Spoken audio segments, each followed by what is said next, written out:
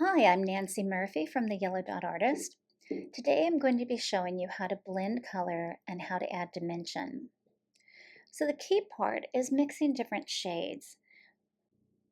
In the example I'm showing here, I'm using the color red. So it could be a red pencil, it could be a red piece of candy. So what you want to do is mix anywhere from 3 to 5 different shades depending on how large the item is. I mixed up 5 for this, but here's the example. I use a dark red and I mix with a little bit of black, and I put that on the outside line, the furthest from the middle. I also do that on the opposite side because in this case it's a pencil, it's a red pencil. Then I take the medium red, and that's straight from the tube.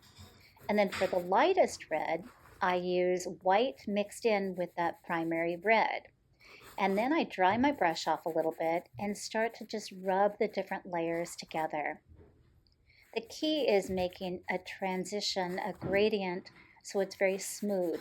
You don't want to see harsh lines. And I'm adding the lightest light to the top. I brushed off my paint and now I'm just going in and mixing it.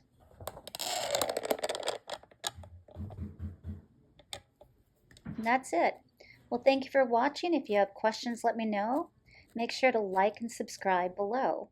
And head over to my website, yellow.artist.com, for more videos.